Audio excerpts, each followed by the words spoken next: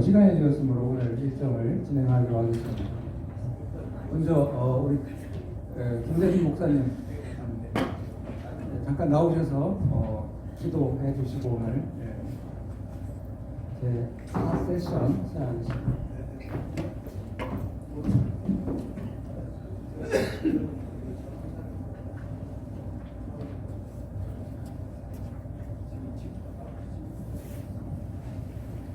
저는 58 학번입니다. 58년도 입학생인데 은퇴한 지가 12년이나 됐는데 오늘날 교육의 흐름, 신학의 흐름 이런 것들을 잘 몰라가지고 여기저기서 설교 못하겠어 가지고 가려면 자꾸 옛날 생각만 하고 하니까 좀 잘 안 맞는 것 같고, 그래서 우리 일본에서 오신 친구 목사님 하신데 앤드류 나왔는데 같이 전주에서 올라왔어요. 와서 어저께 들어보니까 너무도 유익한 얘기 많고 진짜 잘 왔다 그런 생각이 나더라고요. 한 학기 공부하고 이상을 그냥 2박 3일 다 하게 되니까 너무도 좋고 흐뭇하고, 어떤 분이 어저께 칭찬하듯이 다른 교단에서 본받아야 될 일이 아니겠나 그런 생각이 났습니다. 너무도 감사합니다. 기도하겠습니다. 고마우신 살아계신 하나님 아버지, 하나님의 은혜를 진실로 감사함을 드립니다. 우리 기장의 현재와 미래를 점검할 수 있는 좋은 기회를 허락하신 하나님, 오늘 또 귀한 목사님들을 통하여서, 교수님들을 통하여서 우리에게 귀한 말씀 주셔서 우리의 갈 방향을 제시받을 수 있는, 도전받을 수 있는 귀한 시간들이 되어지게 만들어 주옵소서. 예수님의 이름으로 기도드리옵나이다. 아멘.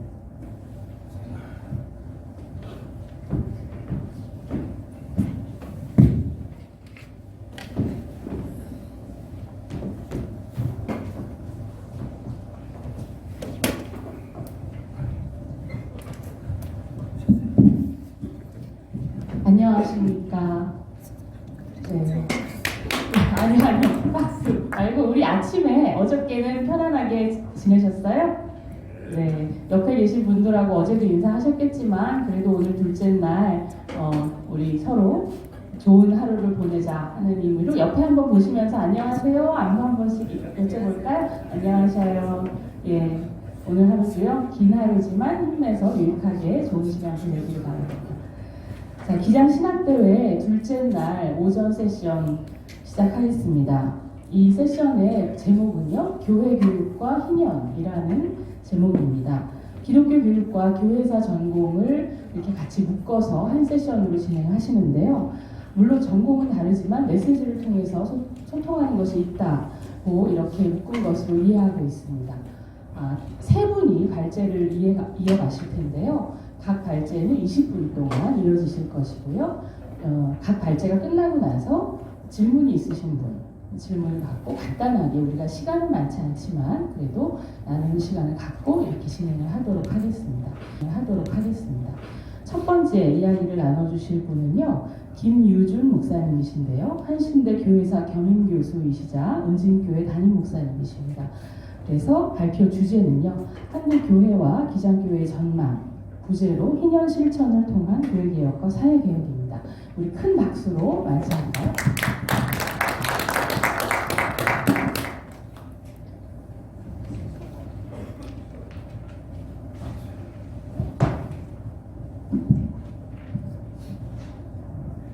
네, 반갑습니다. 은진교회에서 목회하고 있는 김유준입니다.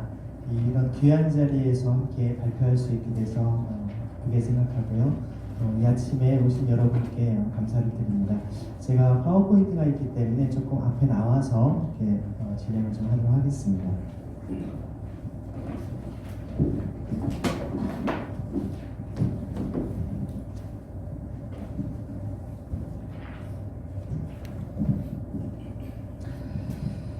제가 발표할 자료는 195쪽에 보시면, 여러분 가지고 계신 자료지 195쪽에 제가 문장으로 듣기로 했습니다.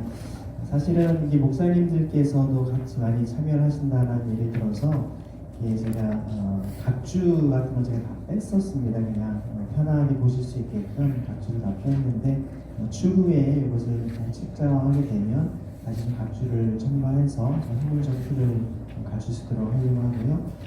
무엇보다도 단순하게 내용에 대한 것도 필요하지만 목회 현장에 계신 목사님들이시기 때문에 제가 교회사 전공이지만 구약과 신약 성서에 나타난 제가 조금 더 이렇게 연구하면서 좀 깨닫게 된 부분들을 함께 좀 같이 공유하고자 말씀에 대한 부분들도 함께 좀 기록을 해보았습니다. 아마 성서신학적으로 조금 이렇게 뭐 무리한 부분이 있다 하겠지만 제가 이렇게 제 입장에서 본 부분도 좀 이야기를 해주시고 함께 보시면 되겠습니다. 한국교회를 보시면 아시다시피 우리가 보통 언더우드 아펜젤러 선교사님을 많이 얘기하지만 교회사에서는 정확한 한국 개신교 역사의 시작은 1884년 9월에 입국한 알렌 선교사님을 통해서 시작입니다. 그래서 이분이 이제 여러분 아시다시피 여러 가지 이제 갑순정변 그 와중에 이제 그 고종 황제의 이제 가족이 되는 민영이 대감을 이제 좌상을 이제 치료를 해주게 되면서 그것에 대한 이제 고종 황제께서 거기에 대한 선물처럼 너무 고마움을 표시하기 위해서 지금 현재 이제 종로에 있는 제동, 지금 헌법재판소 자리입니다. 거기 통영식 대감집을 이제 그 당시 몰수해서 거기에 이제 광해원을 세웠죠. 그래서 이 광해원이 세워진 다음에 한 보름 정도 지나서 많은 사람들한테 이러한 의료를 베풀었으면 좋겠다 해서 제중원으로 이름을 바꿨고 이 제중원이 나중에 이제 세브란스 병원의 모태가 되는 그런 역사가 있습니다. 그래서 실제로 한국교회의 어떤 역사의 시작을 보면 이런 알렌 선교사님부터 시작이 됐고 여러분이 잘 아시는 이 언더우드 아펜젤러 선교사님입니다. 참 재미있는 것은 알렌 선교사님도 그렇고 언더우드 선교사님도 그렇고 한국에 입국할 때의 나이가 사실 26살입니다. 두 분 다. 20대 중반에 가장 정말 좋은 꽃과 같은 인생을 여기에 이제 드렸던 것인데요. 주기철 목사님이 그런 설교를 하셨던 기억이 납니다. 소나무는 살았을 때 찍어야 푸고 백합화도 살았을 때 끝봐야 향이 나듯이 내 몸도 내 젊음 주님께 드리리라 라고 얘기를 하셨는데요. 사실 가장 젊음의 소중한 시기를 이 땅에서 또 이분들 같은 경우는 아펜젤러 선교사님은 사실 어떤 아이를 구하기 위해서 정말 순교하셨고 실제로 이제 어떤 선교사님도 본인뿐만이 아니라 정말 2대, 3대, 4대까지 지금까지도 그 자손들이 한국 선교를 위해서 헌신하고 있는 것을 보게 됩니다. 또 우리가 기억하는 사진은 이런 모습으로 많이 기억을 하고 있죠. 사실 한국교회의 모습을 보면 500년 전의 종교개혁을 우리가 기억하게 되는데요. 500년 전에 중세 로마 카톨릭 교회의 타락한 모습에 대해서 이제 이렇게 오직 은총으로만 또 오직 성서, 믿음, 그리스도 이런 내용들을 중심으로 종교개혁을 외쳤는데요. 이런 종교개혁을 외쳤던 개신교의 모습이 지금 오늘날 상황을 살펴보면 오히려 부메랑처럼 우리의 지금 모습들을 적나라하게 드러내고 있지 않나라는 생각들을 해보게 됩니다. 이제는 종교개혁 500주년 행사를 지난 지 몇 년 지났지만 오히려 한국교회는 각종 여러 가지 추문이라든지 또 대형교회 세습 문제 또 목회자나 어떤 성도들의 여러 가지 많은 문제점들이 드러나고 있는 형국이기 때문에 이제는 교회가 세상을 걱정할 때가 아니라 오히려 세상이 교회를 걱정할 정도의 안타까운 시기를 좀 경험하고 있습니다. 사실 중세의 종교개혁의 중요한 발단이 되었던 것이 면죄부라고 하는데요. 학자들마다 면벌부라고도 번역을 하고 사면증으로도 표현하는데요. 사실 죄를 지은 것 때문에 받는 벌을 이제 면해준다라는 의미에서 보통 우리가 면죄부라고도 말하지만 면벌부 두 가지 의미가 사실 다 있습니다. 그래서 보통 사면증으로도 표현하는데요. 이것이 사실 매매, 성직 매매하듯이 어떤 천국 구원을 돈으로 사고 팔 수 있는 이러한 문제점들이 이제 발단이 되어서 다시 말씀과 또 온전한 믿음에 대한 하나님 은총에 대한 성서의 신앙의 진리를 다시 드러냈던 것임을 보게 됩니다. 항상 역사 속에서의 개혁을 보면 성서시대도 마찬가지고요. 전혀 새로운 무언가를 발견해내는 것이 아니라 성경이 나타난 진리를 다시 진리되게 드러내는 그런 과정들이 아닌가 생각들을 해보게 됩니다. 오늘날 많은 분들이 이렇게 호화로운 저택들을 꿈을 꿉니다. 여러분 이런 집에 계시면 얼마 정도를 주면으로 이런 집에 살 수 있을까요? 학생들한테 물어보면 이게 뭐 몇백억, 뭐 최소한 몇십억 얘기를 합니다. 여러분 이 집은 사실 이 전체 집의 제가 이 가운데 부분만 제가 확대한 겁니다. 한 사람 집입니다. 누구의 집일까? 이렇게 대저택을 사는 사람이요. 네, 여러분이 상상하는 분이 있겠지만 특징이 보니까 농구 코트가 2개나 있습니다. 젊은 친구들은 금방 알아내더라고요. 바로 마이클 조던이라고 하는 미국의 농구 선수의 집입니다. 이제는 뭐 구단주 역할을 하니까 아마 저런 집을 짓나 보다라고 생각하는데, 우리 이렇게 호화로운 대저택을 꿈꾸며 이렇게 이 땅에 재물을 계속 모은다면 사실 한도 끝도 없는 그런 삶이 되겠죠. 이처럼 빌딩 숲이 있는가 하면 그 앞에는 한다촌이 이렇게 있는 그런 현실들을 보게 되고요. 사실 예전에 송파 세모연 사건만 보더라도 얼마든지 이들이 사실은 동사무소나 구청에서 지원을 받을 수 있는 대상이었지만 자신들이 가난하다라고 하는 것을 입증을 해야만 하는 오늘날 이런 시스템 속에서 그게 자존심마저도 정말 챙겨주지 못하는 그런 이 사회 현실들. 그래서 최근에 이제 기본소득을 비롯해서 이러한 것에 대한 많은 대안들에 대한 이 복지의 사각지대에 대한 노력들을 더 우리가 신경 써야 되지 않나 생각을 해보게 됩니다. 이처럼 여기에 뭐 한 제가 컷이 참 상징적으로 잘 표현돼서 나타냈는데요. 최저생계뿐만 아니라 최저임금을 좀 올려달라 하니까 너의 탐욕이 경제를 망치고 있다라고 이렇게 이야기를 하는 우스꽝스러운 모습이 나타나 있죠. 그래서 우리가 이 땅에 좀 개인적인 차원의 신앙만이 아닌 개인 경건만이 아닌 사회 전반에 걸친 이런 공의의 일을 같이 감당해야 하는 것이 교회가 우리 그리스도인들에게 감당해야 될 모습이 아닌가라는 고민을 해보게 됩니다. 그래서 이러한 모든 문제점들을 가지고 저는 제가 이제 교회사만이 아니라 성서와 교회사에 나타난 이 희년사상을 조금 되짚어보고 또 개인적으로 미력하지만 제가 어떻게 그런 좀 실천의 노력들을 하고 있는지를 한 사례로서 좀 제시함을 통해서 여러분들도 목회한 자에서 이런 것도 이렇게 접목을 시킬 수 있겠구나라는 바람으로 좀 준비를 해봤습니다. 보통 우리가 하나님의 나라를 얘기하면 나라의 3요소는 여러분 중고등학교 때 배웠던 기억이 있을 겁니다. 영토, 국민, 주권. 아시다시피 우리가 일제시대 때 영토도 있었고 국민도 있었지만 주권을 잃어버렸기 때문에 우리는 나라를 잃었다라고 얘기를 합니다. 마찬가지죠. 우리가 이 땅을 살아가지만 하나님의 통치와 다스림 가운데 있으면 그것이 곧 하나님의 나라인 것이죠.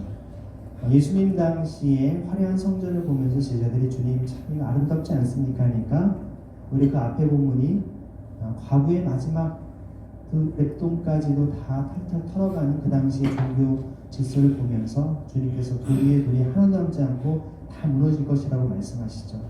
화려한 건물이나 많은 이스라엘 백성들, 디아스포라들이 다 모인다 할지라도 그것이 하나님의 나라가 아니라 오히려 그 공동체 안에서 하나님의 통치 원리인 공평과 정의와 사랑이 실현되지 않으면 이것은 진정한 하나님의 나라가 아니고 오히려 하나님은 그를 다 흩으시고 땅이 토해낸다는 것들을 우리는 성경을 통해서 잘 알고 있을 것입니다. 그래서 하나님 나라의 통치 원리를 이렇게 보면 미슈파트와 쯔다카 그리고 이제 우리 헤세드라고 하는 히브리어로 표현을 하고 있는데요. 공평과 정의와 사랑. 그래서 저는 개인적으로 성경 전체에 흐르는 이 하나님 나라 사상의 핵심이 바로 이 공평과 정의와 사랑인데 그래서 줄여서 정의와 사랑으로도 표현하죠. 그런데 이제 우리가 보통 아브라함에게 주신 하나님의 복이 뭐냐 할 때 하늘의 별처럼 바다의 모래알처럼 복의 근원이 된다. 근데 그 복이 도대체 뭔가? 저는 이런 것이 정말 복 받는 게 성공하고 돈 많이 벌고 뭐 높은 자리에 올라가고 이런 식으로 생각을 많이 하지만 오히려 아브라함에게 주신 복을 보면 이 창세기 18장에는 분명히 이렇게 표현합니다. 정말 너와 내 자손들로 하여금 정말 하나님의 어떤 의와 공도를 이게 원문을 보면 미슈파트와 쯔다카입니다. 하나님의 공평과 정의를 지키기 하기 위해서를 택했다라고 분명히 말씀을 하시죠. 그리고 사실 시편 33편에도 하나님께서 공평과 정의를 사랑하는데 번역이 조금씩 달리 되지만 원문은 다 똑같이 미슈파트와 쯔다카를 얘기하고 있습니다. 그리고 하나님께서 이 온 우주 만물을 통치하시는 하나님의 그 보좌의 통치 원리가 바로 공평과 정의라고 시편 97편은 이야기를 하죠. 결국에는 이런 공평과 정의를 지킬 때 진정한 이 땅 화평과 평화와 안정이 있음을 성경은 우리에게 지적을 합니다. 그리고 사실 이사야서에도 보면 그들이 화려한 예배를 드리고 많은 제물을 드리는 것 오히려 지겹다. 마당들만 받는 헛된 예배 드리지 말아라 말씀하시죠. 오히려 그들에게 원하시는 것이 유명한 그 포도원의 노래에 나오는 5장 7절에 보면은 바로 공평과 정의를 바랐다라고 하는 하나님께서 말씀을 하십니다. 예수님께서 요한복음 15장에서도 보면 바로 나는 포도나무 너희는 가지니 하면서 이런 많은 열매를 맺는 것을 얘기할 때 우리 보통 교회에서 성령의 열매, 전도의 열매, 교회에서 교회 학교에 보면 그런 포도나무 이렇게 열매를 붙여놓고 그런 것들을 붙이는 것이 같이 열매 맺는 삶으로 얘기하지만 예수님의 말씀을 듣는 유대인들은 이미 이사야 말씀을 그들은 알고 있었고 또 예수님이 인용하신 가장 많이 인용한 구약이 바로 예언서가 바로 이사야였습니다. 그래서 그들이 포도나무 얘기를 하면 그들은 바로 5장에 있는 이 공평과 정의를 요구하신다라고 하는 이 말씀을 알았기 때문에 주님이 말씀하시는 그 열매가 무엇인지 그들은 충분히 짐작할 수 있었다라는 것입니다.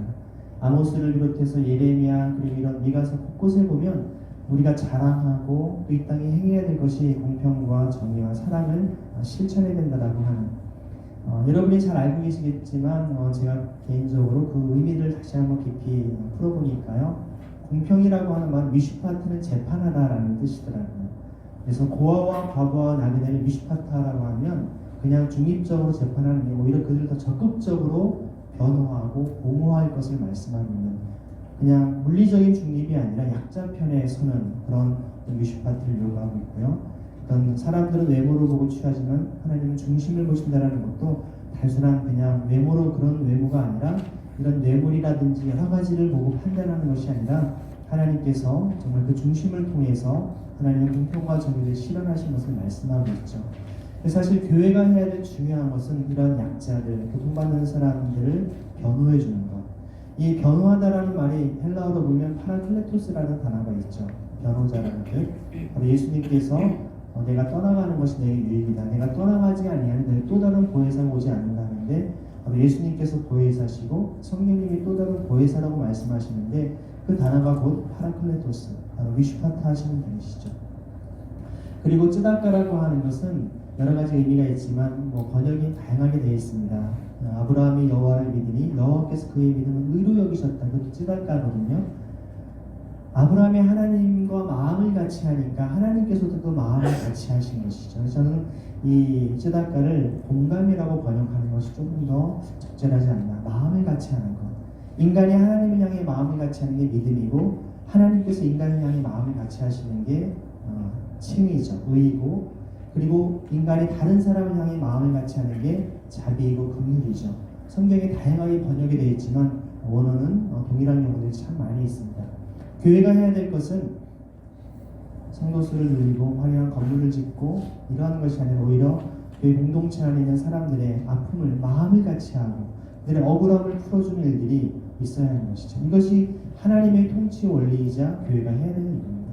여러분이 잘 아시는 솔로몬이 하나님께 구했던 지혜도 다른 지혜를 구한 게 아니라 바로 이 수많은 백성들을 올바르게 미슈파트할 수 있는 재판할 수 있는 지혜를 구하니까 하나님의 통치 원리를 구하는 것에 굉장히 하나님께서 기뻐하시 다른 모든 것들을 덤으로 주시지 않습니까?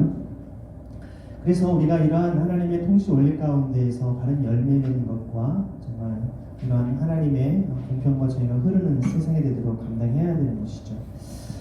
그래서 예수님께서도 이제 이러한 구약 성경이 나타난 희년을 이제 선포하시게 되는데요. 저는 희년의 복음이라고 하는 표현을 제가 쓰는데요. 이게 좀 폰트가 깨져서 죄송합니다. 유앙겔리온이라고 하는 단어 자체가 원문을 보면 기쁜 소식이라고 하는 단어죠. 기쁜 소식을 여러분 한자어로 만들면 기쁠 희자를 써서 희음 혹은 희소식이라고 하는 것이 맞을 겁니다. 근데 우리는 성경 번역을 복음이라고 했죠. 구한말에 가난과 또 압제 속에서 복 받는 것을 되게 좋아하는 우리 민족. 행복하세요, 복 받으세요, 새해 복 많이 받으세요. 항상 복을 얘기하다 보니까 유앙겔리온을 복음으로 번역을 했습니다. 저는 여기서부터 한국교회가 기복주의 신앙으로 흘러가는 중요한 문제가 됐다고 저는 계속 얘기를 합니다. 한 번은 제가 이 발표를 하는데 민영진 박사님이시라고 대한성서공회에 오래 계셨던 그분이 저한테 직접 이렇게 질문을 하시더라고요. 김 박사가 이야기하는 희음의 의미를 가장 단순히 희년이라고 하는 희자도 기쁘리 희자가 아니라 복희자를 쓴다라고. 맞습니다. 그러니까 그 희자마저도 복희자를 쓰고 있는 이 현실이라고 저는 다시금 제가 말씀을 드렸었는데요.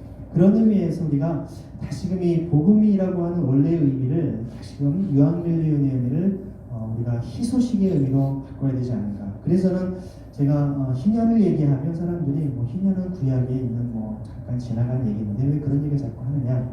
제가 어떤 다른 교단에 가서 한번 수요예배 때 설교를 특강으로 한번 했었는데요. 희년에 대해 쭉 얘기하니까 한 장로님께서 딱 중간에 손을 드시더니 강하게 질문하시더라고요. 목사님께서 지금 희년을 얘기하시는 저희가 뭡니까? 저희라고 표현하시더라고요. 굉장히 공산주의적인 무슨 발상인 것처럼 말씀을 하셔서 나중에 보니까 이제 한국은행에서 임원으로 퇴직하신 장로님이셨더라고요.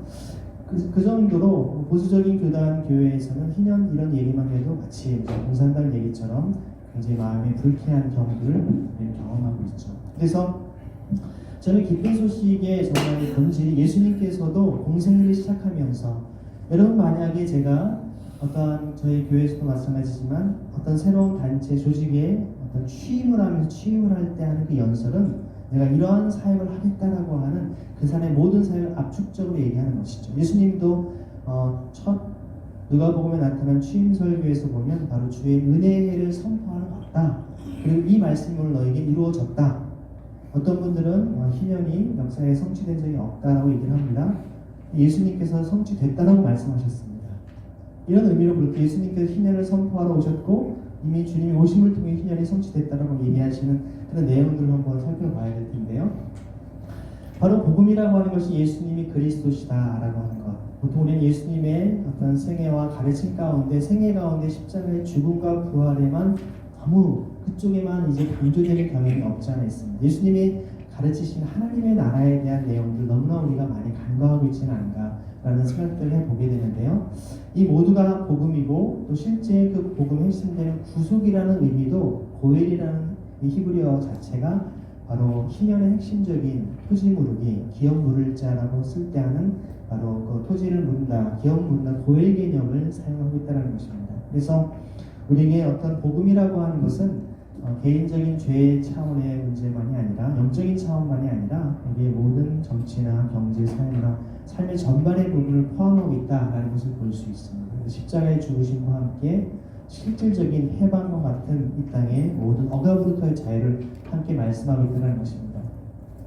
제가 여러분 이곳에 간단히 써놨지만 이 책자에 보시면 여러분들이 이런 희년을 실천한 사례들을 제가 조금 정리를 해보았습니다. 출애굽 사건이 가장 대표적인 희년 사건입니다. 노예로부터 해방시키고 또 그들을 모든 부채로부터 탕감을 해주고 또 잃어버린 토지를 다시 돌려주는 영적으로도 마찬가지입니다. 우리가 사탄의 노예로부터 자유케 되고 죄의 빚으로부터 우리 탕감을 받고 잃어버린 하나님의 나라를 되찾는 것이 안식년과 희년의 감당해야 되는 것인데 그런 의미에서 이 출애굽 사건이야말로 가장 대희년의 사건이었고요. 다윗이 무비보셋을 이제 그 할아버지의 토지였던 사울의 모든 토지를 돌려줍니다. 희년의 사건이죠. 토지를 반환해줍니다. 무비보셋이라는 말이 원래 무리바알이라는 이름인데 다윗이 그와 대화권 7번씩 얘기합니다. 이 무비보셋이라는 표현 자체가 불명예에서 씻어주다라는 의미가 있거든요. 사실 5살 때 아버지가 한 날에 죽고 또 자기를 얻고 가던 사람이 자기를 떨어뜨려 평생 정말 불구로 지내했었던 저주받은 인생 또 왕에게 들킬까 숨어 살 수밖에 없었던 그 불명예스러운 수치스러운 인생이었는데 다윗이 모든 명예를 다시금 회복시켜주고 왕자들과 함께 식사하게 하는 그런 어떤 마치 노예에서 해방시켜주시 자기 모든 신분 권리를 회복시켜주고 땅에 대한 권리를 회복시켜주는 다윗이 구체적인 희년을 실천한 사례를 볼 수 있고요. 여러분 우리 세대하고는 너무나 잘 알기 때문에 저는 더 언급하지 않아도 알 것입니다. 나봇을 죽이고 포도를 차지했던 아합과 이세벨의 사건도 아합 왕이 오늘날의 경제 원리를 보면 아무 문제가 없습니다. 내가 땅을 대토해 주거나 또 땅값을 더 많이 주겠다. 얼마든지 기쁘게 그 당시 절대 군주가 요구하는 당연히 땅을 팔거나 다른 땅으로 해도 될 텐데 뭐라고 얘기합니까? 여호와께서 금하신 것을 알지 않습니까? 라고 얘기합니다. 뭘 얘기합니까? 그 말 듣고 나서 아합이 끙끙댑니다. 하나님의 토지법을 알고 있었던 것이죠. 희년의 원리를 그도 정말 어길 수 없었기 때문에 이것을 이세벨이라고 하는 오히려 바알의 토지법 같은 것을 가지고 그것을 함부로 무너뜨린 그런 죄를 보게 됩니다. 요시야의 개혁도 마찬가지고요. 느헤미야 개혁도 마찬가지입니다. 요셉이 총리로 실시했었던 이 하나님의 토지법도 지대를 조세로 거뒀던 대표적인 사건인데 이것을 종교개혁자인 마틴 루터가 정말 그 희년을 실천하는 가장 적절한 예로 바로 요셉을 그가 언급하기도 합니다. 그래서 아까 말씀드린 이러한 사건들이 바로 희년과 안식년을 지켰던 사건들이죠. 바로 예수님께서 공생을 시작하시는 주의 은혜의 해를 안식년과 희년을 합쳐서 표현하는 것이라고 볼 수 있습니다. 그래서 저는 20세기 이후에 어떤 이 나라 전 세계교회 많은 재난이 바로 복음 자체가 분열되었던 것이 아닌가. 하나님의 사랑과 공의가 함께 갔어야 되는데 이것이 분열됐을 때 결국 수많은 전쟁의 참상 그리고 또 이 공산주의 사회주의 문제 이런 여러 가지 또 정말 공의 없는 사랑으로 인해서 결국 번영신앙에 물들어버린 오늘 한국교회와 또 세계교회의 모습들을 보게 됩니다. 사실 1,500조가 넘는 지금 가계부채입니다. 이처럼 점점 부채는 심각하게 되고 있고요. 이런 상황 속에서 주님의 이러한 그 주기도문의 말씀 가운데 보면 결국 우리의 죄를 용서해달라고 하는 죄사함이라는 단어 자체가 헬라어 원문을 보면 바로 부채, 빚에 대한 탕감을 얘기하는 것과 동일한 단어를 사용하고 있습니다. 그리고 실제로 이제 죄 용서에 대한 베드로의 질문, 제가 7번씩 용서하면 되겠습니까? 완전수를 얘기하죠. 근데 주님은 7번에 70번씩이라도 무한히 용서해 주라고 얘기를 하시면서 주님이 바로 비유로 들으신 얘기가 뭐냐면 여러분 잘 아시는 일반 달란트와 100데나리온에 대한 두 가지를 얘기하시죠. 결국 주님은 제자들의 질문 속에서는 영적인 죄 문제에 대한 얘기를 했는데 죄 용서 얘기했는데 예수님이 바로 부채 탕감으로 직결시켜서 말씀을 하셨다는 것입니다. 그래서 이런 것들을 실천하지 않을 때 하나님의 심판이 있다는 것을 주님이 말씀을 하셨고요. 실제로 제가 여기에 다 지금 기록하진 않았는데요. 여러분 소위 탕자의 비유라고 하는 학자들마다 이것은 뭐 아버지 사랑의 비유다 혹은 뭐 둘째 아들이 탕자에 대한 내용이기도 하지만 오히려 어떤 학자는 집안에 잃어버린 첫째 유대인들에 대한 어떤 경고이기도 하다 여러 가지 얘기를 하지만 저는 오히려 희년을 실천하는 것을 기뻐하시는 하나님 마음을 보여준 사례라고 볼 수 있습니다. 누구나 오늘날도 자본주의에 물들어 있는 우리는 마태형과 같은 입장이에요. 아버지로부터 살아계신 아버지에게 유산을 물려달라고 거르장머리 없이 다 가지고 가서 허랑방탕하고 다 써버린 아들. 정말 근데 사실 성경을 가만히 보면 마태형도 다 유산을 받았습니다. 그 당시 법을 보면 2배를 받습니다. 마태형도 자기 거 받을 거 다 받았습니다. 그런데 동생이 뭐 하는지 다 알면서도 불구하고 그 동생이 인간이야의 비참한 삶을 살고 있다면 당연히 가서 그를 인간다운 삶을 살 수 있도록 고해를 했어야 되는데 그가 하지 않죠. 아버지가 가장 근종인 아버지가 희년을 실천하신 겁니다. 바로 모든 노예로부터 그를 다시금 신발을 신김으로 권리를 회복시켜주고 부채를 탕감과 함께 고향에 돌아온다라는 단순한 땅에 대한 어떤 회복뿐만 아니라 자신의 모든 추억과 그런 잃어버렸던 모든 것들을 회복시키는 그런 의미가 있는 것이죠. 주님이 얼마나 희년 실천을 기뻐하시는가를 보여주는 사건이기도 하고요. 여러분 199쪽에 보시면 불의의 재물이라고 하는 단어. 이 불의의 재물이라는 단어도 사실 보면 불의의 재물로 친구를 사귀라. 이 사건에 대한 여러 주석들을 보면 참 설명과 해석들이 시간이 많지 않아서 내용들을 보면 여러분들 내용들을 좀 자세히 보시면 좀 알 수 있을 것 같습니다. 그래서 예수님에 대한 성경적인 예들을 여러분들이 시간이 지금 지났기 때문에 그냥 여러분 참고를 좀 하시면 되겠고요. 결국 이처럼 성경에서는 제도적인 구약의 희년만이 아니라 신약 성서에는 성령 충만을 통해서 인간의 탐심을 제거하고 자발적인 희년을 지켜온 것들을 보게 됩니다. 제가 종교개혁적인 차원에서 이제 여러 교부들이 어떤 희년을 외쳤는지에 대해서 좀 정리를 했던 것인데요. 이처럼 이들도 나름대로 어떤 개인적인 차원만의 구조적인 희년의 실천들을 많이 강조했고요. 특별히 부잣집에 개만도 못한 가난한 자로 얘기했던 바로 나사로는 바로 부잣집에 개만도 못한 존재로 살아났죠. 오늘날에도 사실 이 말씀은 적용이 되는 것 같습니다. 그리고 이제 이러한 어떤 고리대군을 비롯한 여러 가지 불의를 지적했던 초대교회 교부들, 특별히 우리가 하나님만을 즐거워하고 다른 모든 재물을 사용해야 된다고 얘기합니다. 솔리데이 프리엔툼이라는 단어가 아우구스티누스 제 인생의 모토와 같은 것이었는데, 오직 하나님만을 즐거워하는 삶을 사는 것, 하나님이 하는 다른 사람이나 재물을 즐거워할 때 그 인생이 비참해질 수밖에 없음을 이야기를 합니다. 그리고 이러한 자녀에게 재산을 상속함을 통해서 하나님보다 재물을 더 의지하게 하는 우상숭배의 삶을 살지 않게끔 하는 이야기들을 하고 있고요. 그래서 종교개혁자들도 마찬가지입니다. 여러 가지 말씀드린 것처럼 이러한 것을 통하여서 잘못된 불의를 지적을 하고 있고요. 쯔빙글리라든지 또 칼빈 역시도 어떤 성경의 어떤 토지법에 근거한 것들을 강력하게 외치고 있다는 것입니다. 그래서 제가 하고 있는 몇 가지들을 간단히 그냥 좀 넘겨보려 하겠는데, 예배에 같이 희년 예배를 드리고 말씀을 통해서 특강이라든지 또 아카데미 또 청년 부채 탕감을 통해서 실제로 또 실제 부채 문제를 해결에 도움을 주기도 하고요. 이런 희년은행을 통해서 이것이 청년들의 그 부채 문제를 해결하기 위해서 같이 활동들을 하고 한 5억 정도의 기금을 모아서 또 여러 가지 지원들을 하고 있기도 합니다. 또 청년들이 같이 공동 주거 공간을 마련해서 한 달에 반값 주거 공간으로 25만 원도 먹고 자고를 다 해결할 수 있게끔 보증금 없이 한 20명 정도의 공동체 생활을 하고 있기도 하고요. 또 이제 청년들의 창업을 지원하기 위해서 카페를 통해서 같이 여러 다양한 활동들도 하고 있습니다. 유학생들을 위한 사역, 그리고 이제 이러한 것들이 이런 교회 차원이 아니라 이런 도시 차원에서 바로 미누스 총재 같은 경우 그라미를 했던 것도 있고요. 또한 시단위에서 이러한 철거민들을 위한 대책들을 했던 사례도 있고요.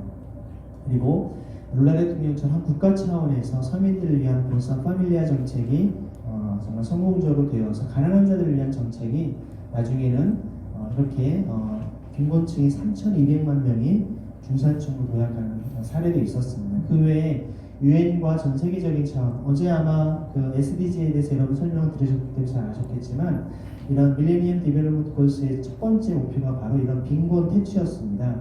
이게 15년 동안 이것이 잘 이루어져서 다시 3년 동안, 15년 동안 하기로 서스테이너블 디벨롭먼트 골스를 하게 되는데, 이것도 마찬가지로 첫 번째 목표가 노 퍼버티입니다. 절대 빈곤을 제로로 만들겠다라고 하는 것을 지금 유엔 차원에서, 교회가 아니라 전 세계적인 차원에서 이런 일들을 하고 있다는 것이죠. 롤링 주빌리 운동, 희년 운동, 이런 것들이 여러분들이 계속 좀 이루어질 수 있도록 이런 책들을 참고하시면 조금 더 우리가 알 수 있을 것 같습니다. 이처럼 우리가 성서한국, 또 여기 나온 통일한국, 성교한국, 희년한국을 통해서 김교신 선생님이 그런 표현합니다. 아시아 전 대륙을 짊어지고 웅비하려는 모습이 아니다. 토끼 모양이다, 호랑이 모양이다 하지만 하나님께서 이 민족을 통해서 세계 열방을 하나님께 올려드릴 수 있는 그런 사명을 감당할 수 있는 우리 기장교회와 또 한국교회 되기를 바랍니다. 감사합니다.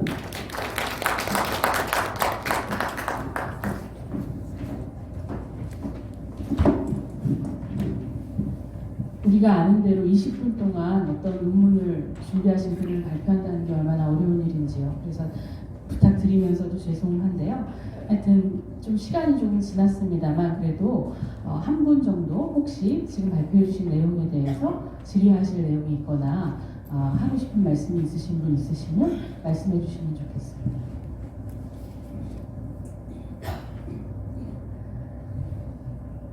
이 글을 한번 꼼꼼히 읽어보시기를 권합니다. 여기 안에 이제 공동체 구성원 모두가 함께 누리는 기쁜 소식으로서의 희년에 대한 관심을 가지시고 우리 안에 공동체성에 대한 감각을 되살리는 일이 얼마나 기독교 신앙 전통의 핵심적 메시지와 닿아 있는지에 대해서 우리에게 일깨우는 말씀과 동시에 우리의 구체적인 삶과 이것이 연결되어야 한다고 하는 그런 강력한 호소가 들어 있습니다. 그 문제는 우리 시대의 가난의 문제, 빈곤의 문제, 체벌과 배제의 문제, 이런 문제들을 다 포괄해서 교회와 개인이 어떻게 움직여야 되는지에 대한 그런 말씀이신데요. 오늘 미처 다 나누지 못했지만 그 글을 읽으시면서 또 이후에 생기는 여러 가지 질문들을 함께 나눠주실 수 있는 시간이 있을 거라고 기대하면서요. 첫 번째 세션은 그럼 이렇게 정리를 할까요? 질문 하나 할게요. 예, 질문. 이것인데 질문이 없으면 좀 서운하잖아요. 그러니까 제가 좀 늦게 와서 죄송한데 근데 우리나라가 이제 지금 사회적으로 문제를 우리가 간단히 얘기하면 저출산, 고령화, 양극화 문제예요. 그 중에서도 양극화가 문제잖아요. 특히 이제 박정희 때부터 소수 재벌 경제 구조를 만들어왔잖아요, 그죠? 지금은 양극화가 문제예요. 세계도 남북에도 양극화, 우리나라 이 대한민국 사회에서도 양극화가 문제인데 이 문제가 해결되지 않고는 대다수의 사람들은 행복하지가 못해요. 상대적 박탈감 뿐만 아니라 그리고 교회나 무슨인데 우리 목사님께서는 이제 제가 성함을 우리 김 목사님 이 한국의 경제 구조화, 양극화, 신년의 정신으로 어떻게 하면 근본적으로 우리가 어프로치 해가지고 이거를 해결할 수 있는 어떤 대안 그런 거 있으면 한 말씀 해주시면 좋겠습니다. 네, 감사합니다. 제가 아까 제시한 이야기들은 개교회에서 우리가 실질적으로 할 수 있는 일들이긴 하지만 결국 이 희년 실천은 특정한 어떤 개인이나 교회 차원만이 아닌 국가적 차원에서 이것이 제도화된다고 보고요. 마치 우리 시대의 노예제도와 같은 것이 이제 토지 불로소득에 대한 부분이 굉장히 심각합니다. 우리나라 토지가 전국적으로 한 8,000조에 해당되는 돈인데요. 그것을 매년 평균 300조에서 400조 원의 토지 불로소득이 발생하고 있습니다. 100% 불로소득입니다. 여기에 대한 세금은 0.3% 정도로밖에 되지 않는, 그래서 이 부분을 거의 이제 한 1% 정도까지만 올리는 것도 지금 굉장히 어려운 그런 많은 저항들이 있는데요. 그러면 이 300조에서 400조에 해당되는 돈이 그럼 모든 국민의 골고루 매년 나눠진다면 아무 문제가 없는데 우리나라 토지의 98.3%를 상위 10%가 사유하고 있고요. 토지의 50.7%를 상위 1%가 사유하고 있습니다. 그러니까 매년 상위 10%의 사람들이 300조 혹은 400조의 돈들을 계속 그들이 가져가고 있기 때문에 이 사회 양극화는 더 심할 수밖에 없습니다. 이게 그냥 그들만 갖는 게 아니라 마치 이런 겁니다. 갑자기 집값이 어떤 아파트 값이 1억에서 2억으로 뛰면 그 전세나 월세를 사는 사람 그만큼 빚을 더 내야 되는 겁니다. GDP가 성장하는 게 아닙니다. 그런 면이기 때문에 가장 먼저 이제 토지 불로소득에 대한 세금 환수를 강화해야 됩니다. 종부세는 제가 볼 때 조적지혈에 불과하고요. 국토교유세를 비롯한 이러한 토지에 대한 조선시대의 대동법이 바로 그런 법이었습니다. 이것이 바로 희년정신에 입각한 부분이기 때문에 저는 장기적으로는 토지 보유세를 2%까지 끌어올리면 2%씩 50년이면 100% 환수가 가능합니다. 희년의 원리를 그대로 지킬 수 있는 원리가 되기 때문에 지금 우리가 토지에 대한 이런 어떤 개헌안이라든지 이런 걸 통해서 토지 불로소득을 통해서 땅 투기를 통해서 돈 버는 사회가 되지 않게끔 우리가 그런 가르침들을 계속 해야 되고 이런 것들이 신학교에서나 많은 교회 목회현장에서 가르쳐져야 되는데 그동안 이런 희년에 대한 토지에 대한 연구를 그동안 해오지 않다 보니까 오히려 일부 대형교회 목회자들 땅 투기한 것을 자랑처럼 얘기하고 교인들이 그런 것을 굉장히 자랑스러워하는 건데 이것은 종교개혁자들이나 교부들의 말에는 살인자고 강도라 매일같이 똑같이 강도짓을 하는 살인자라고 표현하고 있습니다. 한국이 얼마나 큰 죄를 짓고 있는지를 그런 원리 속에서 이런 올바른 가르침부터 저는 되어야 된다고 생각합니다. 네, 답변 감사합니다. 자, 시간이 더 많으면 저희가 더 진행할 텐데요. 양해해 주시기 바랍니다. 지금 또 두 분의 이 발제자가 기다리고 계시고요. 저희한테 제한된 시간이 있습니다. 그래서 나머지 질문들은 또 나눌 수 있는 시간에 또 질문하시기 바라고요. 목사님 너무 수고하셨습니다. 큰 박수로. 자, 두 번째 발표자 소개해드리겠습니다. 두 번째는요, 이제 교회 교육, 기독교 교육의 영역으로 넘어갑니다. 그래서 새로운 시대의 교회 교육을 위한 교수 학습 방법입니다. 이 발표해 주실 목사님은요, 한경미 목사님이시고요. 한신대에서 기독교 교육학 박사과정 수료하셨고요. 한신대 겸임 교수이십니다. 그래서 이 주제로 발표해 주실 텐데요. 우리 큰 박수로 환영하겠습니다.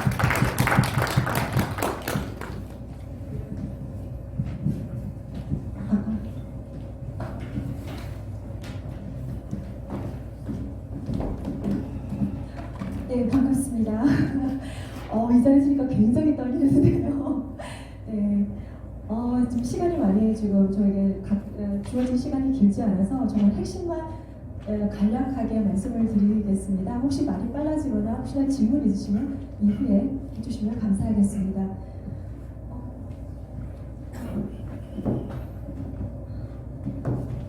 제가 준비한 것은 새로운 시대의 교육을 위한 교수학습 방법인데요. 교수학습 방법을 이야기하기 위해서는 현재 우리 기장 교회 교육에 대한 우리 문제점과 거기에 대한 검토가 우선 필요하다고 생각이 듭니다. 이 부분에 대해서는 고민을 이제 제 나름대로 했지만 어제 첫 번째 시간에서 발제하셨던 분들의 이야기를 통해서 다시 한 번 더 제가 생각을 정리해 봤습니다. 어제 우리 첫 번째에서 최성일 교수님께서 우리 신학생들이 감소하고 있고 그로 인해서 교회가 감소하고 있어서 많은 위기에 봉착하고 있다. 그래서 한신을 살리기 위해서는 기장을 살리는 것이 이것이 함께 이루어져야 한다고 강조해 주셨는데요.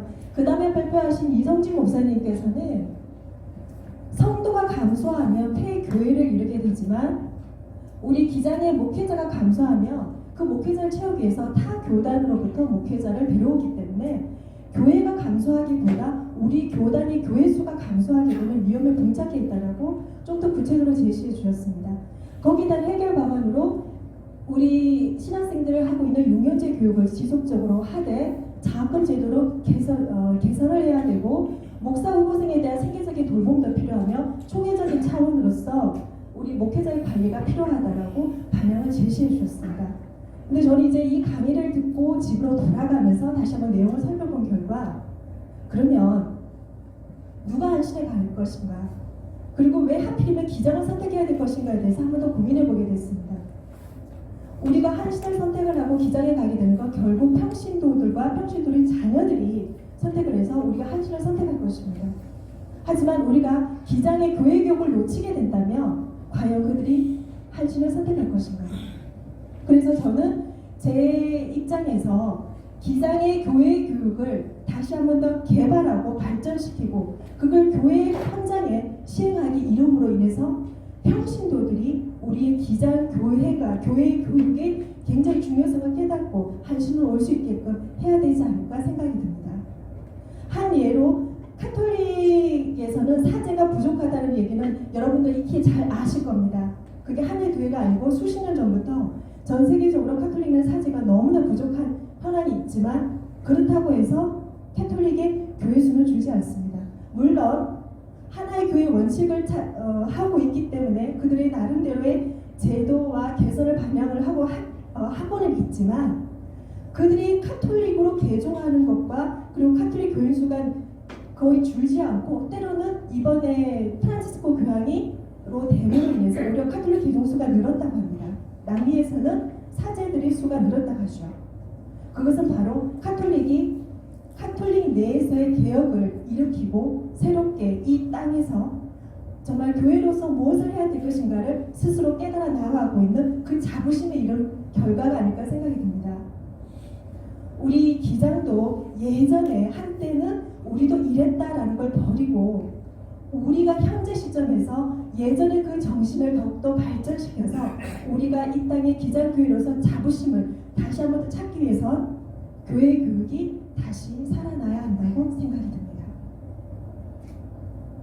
그래서 저는 첫 번째 서론의 질문을 이렇게 시작해보고자 합니다. 기장교회의 정체성 아직도 유효한가? 그러려면 기장교회 우리 기장의 정체성이 무엇인가에 대해서 그 의미를 찾아보고자 했습니다. 먼저 미국 선교사의 지배에서 벗어난 독자적인 세계적 수준의 신학교육을 실행했다는 점에서 우리는 굉장히 자랑스러움을 갖고 있습니다. 그리고 예언자의 사명감을 가지고 사회 민주화 정의 수립을 위해 투쟁했으며 그리고 이것이 단지 투쟁만이 아니라 하나님의 선교신학이나 뚜렷한 신학적인 바탕 위에서 사회 변화를 위해서 실천하고 노력했다는 점. 그래서 우리는 근본주의 신학과 타기적 신학을 거부하고 예수 그리스도께서 시작한 하나님 나라 운동에 참여하는 교회로서의 우리는 자부심을 갖고 있습니다. 그래서 저는 이것을 한마디로 시대의 요청에 응답하는 기장신학의 정체성이 아닐까 생각을 합니다. 이러한 정체성을 바탕으로 1970년도에 교회 교육 지침서가 발표가 되는데요. 제가 이번 논문을 준비를 하면서 교육교육 지침서를 다시 한 번 더 찾아봤습니다. 근데 이 교육교육 지침서의 필요성을 보게 되면 이 지침서가 만들어진 지 50년이 지났지만 우리가 왜 기장교회 교육의 정체를 하고 있는가에 대한 뚜렷한 이유를 살펴볼 수 있습니다. 자, 필요성에 대해서 이렇게 얘기를 하고 있습니다. 교회란 확고한 신학의 토대 위에 설 때 그 방향이 명확해지고 생활이 통일된다. 그리고 그 신학 내용이 교인들에게 확실하게 전달되어 그들의 생애에 변화를 가져오게 될 때 그 교회는 생명이 약동하는 산 교회가 된다.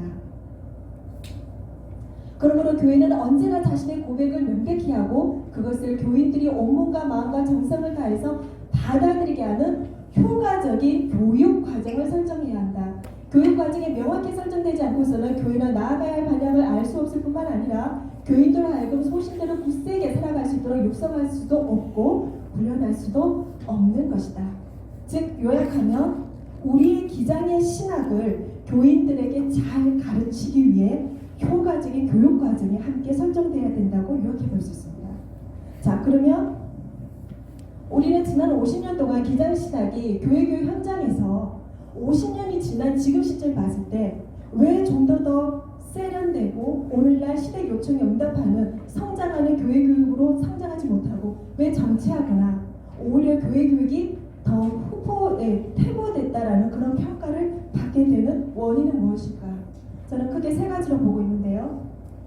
군사 독재 체제에서 사회병을 촉진하기 위해 헌신했던, 즉 교회 밖에서의 헌신은 굉장히 노력을 했지만 반면에 교단 자체와 개교의 내부의 민주화 정의, 평화를 실현하기 위한 자기 변력의 노력은 소홀하지 않았는지. 두 번째, 기장신학의 정체성은 교회교육 현장에 방향 전환을 가져오지 못하고 목회자와 신학자의 전유물로 삼지는 않았는지. 즉 신학의 방향과 교회 교육 현장에는 그 갭이 너무나 크다는 것입니다. 하지만 우리 총회교육원 1980년대에서는 어린이와 청소년 중심으로 JPRC를 주제를 통한 교재를 발간하고 개교 현장에 사용할 수 있도록 했습니다. 하지만 어린이와 청소년 중심의 교회 교육은 JPRC 주제를 담기에는 너무나 거대 담론이었습니다. 타 교단에서 봤을 때는 너무나 선진적인 주제였지만 이 주제를 가르치는 정작 평신도 비전문가 교사들은 이 내용을 이해하기에는 역효과였던 거죠. 그래서 근본주의 신학의 논리와 교권주의는 개교회 안에 성인을 대상으로 하는 교회 교육의 부재는 여전히 존재할 수밖에 없었습니다. 즉 성인 교육이 이루어지지 않는 결과였던 것입니다. 어린이와 청소년들에게만 JPRC를 강조할 뿐 정작 가르쳐야 되는 교사와 평신도에게는 그 교육이 체계적으로 이루어지지 않았던 것이죠.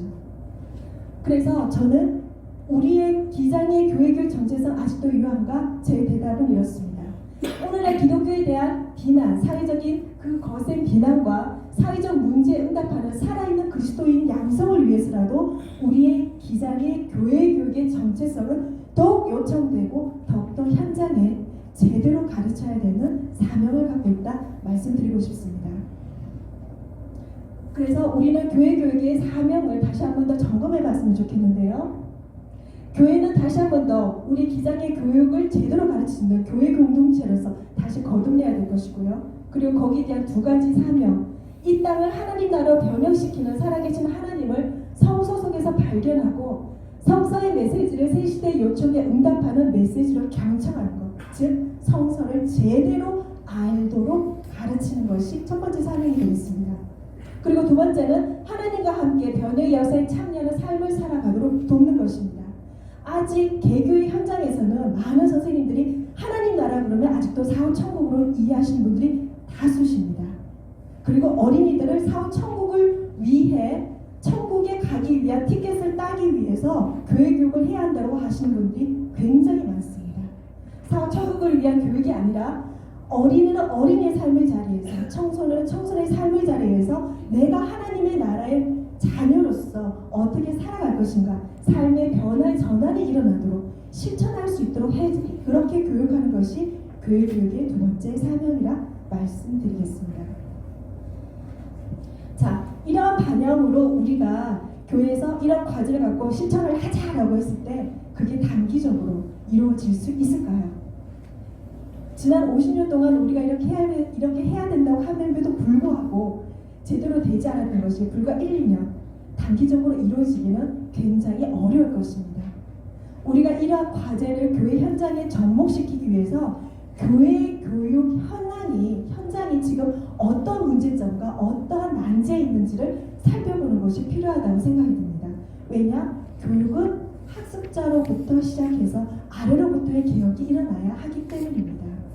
그래서 저는 이 논문에서 하나의 예시로서 교회 교육에서 교육을 담당하고 있는 평신도 교사들이 어떠한 교회 교육에 대한 이해를 갖고 있는지에 대한 설문조사를 한 것에 대한 결과를 말씀드리고자 합니다. 여기에 대한 설문은 최근 자료를 좀 참고하기 위해서 최근 4년간 제가 교사교육 요청받았던 개교의 선생님들의 설문과 그리고 제가 교회교육 강의를 했을 때 신학생들이 자기가 사역하고 있는 교회의 현황을 분석하기 위해서 설문조사했던 것들을 종합한 것입니다. 우리 기장교회 24교회를 중심으로 했고요. 응답자는 254명의 선생님들이 응답해 주셨습니다. 여기에 대한 구체적인 거는 POE 180쪽에 있는 것을 참고하시면 그 교회에 대한 현황 분포와 각 개교회별로 발표하신 응답하신 선생님의 수가 기록되어 있습니다. 자, 첫 번째 제가 말씀드리고 싶은 건 우리 이 254명의 응답자 교사의 경력 부분인데요. 여기서 주목해 보셔야 될 거는 6년 이상의 교사 경력이 52%에 해당됩니다. 254명 중에서 50% 이상이 바로 6년 이상, 심지어는 9년 이상 되신 분이 28%였습니다. 제가 한 10여 년 전 제가 통계 냈던 거에 비해서는 최근 4년이 6년 이상의 그러니까 교사로서의 경력이 굉장히 점점 높아지는 걸 알 수 있습니다. 이것은 한편으로 긍정적으로 보면 와, 우리 교회 학교 선생님들은 야, 교회 교육의 경력이 굉장히 높으신 분들이 많구나라고 볼 수 있지만 반대로 부정적인 입장, 즉 이거에 대한 현실적인 문제를 보면 새로운 신입 교사의 투입이 되고 있지 않다라는 것이죠. 그래서 성실하시고 책임감 있는 선생님들이 어쩔 수 없이 교사로서 봉사할 수밖에 없다는 것. 그리고 이 응답하신 선생님들에게 교회 교육을 하는 궁극적, 최고의 목적은 무엇일까라는 질문에서 96% 거의 대부분의 선생님들이 삶의 변화에 대한 것으로 찝어주셨습니다. 즉 교회 교육을 하는 것은 성서의 지식을 불어넣어주는 것이 아니라 학습자의 삶의 변화를 일으키기 위한 것. 자, 이렇게 보면 우리는 우리 교회 현장에 있는 평신도 선생님들이 교회 교육은 실질적으로 예수 그리스도의 삶을 따라가기 위한 삶의 변화를 교육하기 위한 것이구나 라고 이해를 잘한다라고 판단할 수도 있습니다. 하지만 선생님들이 생각하는 이 삶의 변화가 무엇인지, 이것이 우리가 생각하는 것과 맞는 것인지를 점검해 볼 필요가 있을 것입니다. 선생님들이 이렇게 질문했습니다. 학습자들에게 어떤 삶의 변화가 일어나야 하는가, 또는 어떤 삶의 변화가 일어났을 때 기뻐하셨는지. 첫 번째에서 네 번째까지가 보시게 되면요, 예배에 집중하는 모습, 교회 생활 잘하는 거, 말씀 잘 이해하는 거, 공과 시간에 말씀을 잘 듣고 말씀에 잘 대답하고, 그리고 전도할 때라고 응답을 했습니다. 이렇게 1번에서 4번까지 응답하신 선생님들이 거의 대부분이셨어요. 이것이 바로 학습자의 삶의 변화라고 기준을 주고 있다는 것이죠. 즉 교회 생활 안에서 교회 생활을 모범적으로 잘하는, 어떻게 보면 교회 안에서의 하나의 교인으로 잘 길들여진 그런 형태의 모습을 볼 수가 있습니다. 자, 이것은 우리 선생님들이 각 부서의 교육 목표를 설정할 때 그대로 드러납니다. 자, 교육 목표를 작성해 보도록 하겠습니다. 1번부터 3번까지가 동일합니다. 예배에 대해서 예배 자세를 잘 갖추게 하는 것, 그리고 교회 생활하는 것, 말씀을 잘 알게 하는 것. 그 다행히로 예수님을 닮는 성품과 인격을 하고 예수님처럼 사랑을 실천한 부분도 있었습니다. 근데 굉장히 특이한 점은 뭐냐면 앞에서 1번에서 3번째까지에 대한 부분은 선생님들이 굉장히 구체적으로 목표를 설정하십니다. 하나의 예로 예배에 굉장히 적극적이고 기쁨으로 참여하면서 매일 말씀을 읽도록 교육한다. 하지만 예수님을 닮고 이 사랑을 실천한 부분은 굉장히 추상적이고 포괄적입니다. 이웃을 내 몸같이 사랑하도록 교육한다. 자, 한 가지 여쭤보겠습니다. 이웃을 내 몸같이 사랑하도록 교육한다. 어느 부서의 교육 목표일까요? 유치부, 어린이부, 청소년부, 청년부? 네, 아무도 대답을 안 주셔서 제가 살짝 민망한데요. 네, 예수님처럼 이웃을 내 몸같이 사랑한다라고 했던 그 부서는 유치부였습니다. 실질적으로요. 근데 어린이 유치부에서 그런 교육 목표들이 굉장히 많았습니다. 그와 반면에 아까 말씀드린 대로 예배를 적극적으로 참여하고 기쁨으로 참여하면 매일 말씀을 읽고 생활하도록 한다. 어느 부서인지 아세요? 영유아부였습니다. 영유아부 아이가 글자도 모를 때 매일 말씀을 읽게 한대요. 즉 부모님의 역할이 되겠죠. 선생님들이 과도한 아이들에게 주고 싶은 신앙을 이렇게 해야 된다는 그 과도한 것들이 결국 교회 교육에 대한 이해를 학습자의 특성과 발달 단계를 전혀 고려하지 않고 학습자의 삶을 전혀 고려하지 않는 교육 목표를 설정을 하고 거기에 대해서 열성만 쏟아붓고 있다는 거죠. 그러다 보니 이 교육 목표는 그냥 슬로건에 불과합니다. 그냥 그걸 딱 붙여놓고 그와 상관이 없는 교육 내용, 그와 상관이 없는 타 교단의 교재, 그리고 그와 상관없는 놀이 활동, 그것으로 이루어지고 왜 우리 아이들은 변화가 없는가? 라고 고민하시죠. 이러한 고민들은 선생님들에게 교회 교육에 대한 문제점이 무엇이라고 생각하는지, 이것에 대한 전반적인 것이 무엇인지에 대해서 통합해서 봤을 때 우리 교회학교 선생님들이 가지고 있는 문제점이 이렇게 우리가 종합해 볼 수 있습니다. 교회 생활을 잘해야 이 세상에 나와서 그리스도를 잘 생각할 수 있다고 판단하고 있다는 거. 그리고 교사는 학습자에게 바른 생활을 아이들에게 암묵적으로 강조하고 있다 보니 이것에서 청소년 시기, 소위 속칭 머리가 굵어지는 시기가 되면 왜 이렇게 해야 합니까? 라는 반항으로 자신의 삶과 이것이 교회 생활과 자신의 삶과 무엇이 관련이 있는지 의구심을 갖고 청소년 이후 시기가 되면 교회를 뛰쳐나가게 된다는 것이죠. 또 그리고 선생님들은 그 모습을 보면서 내가 잘못 가르쳐서 그런 것이다 라는 자기 탓을 하게 되고요. 어린이들이 무엇을 이해하는지 이해를 하고 할 수 없는지, 청소년들이 성서에 대해 왜 불신하는지 우리 선생님들은 묻지 않는 경우가 대부분이었습니다. 그리고 어린 시기부터는 성서 내용에 많이 노출돼야 좋고 나이가 들수록 그 성서에 대한 내용을 많이 가르치는 것이 필요하다고 생각하는 것이 선생님들의 대부분의 생각이었습니다. 즉 인지 발달과 신앙 발달 단계를 전혀 고려하지 않고 무조건 성서에 많이 노출되는 것이 복음적이고 그것이 교회교육이라고 생각하고 있다는 거죠. 결국 삶의 변화라고 답은 하셨지만 결국엔 성서에 대해서 많이 가르쳐야 된다는 중압감에 갖고 계신다는 걸 알 수 있습니다. 자, 그렇기 때문에 학습자들은 자신의 삶과 연관되지도 않고 재미도 없으며 왜 해야 되는지 이유를 알지 못하는 학습자들은 흥미를 가질 수 없습니다.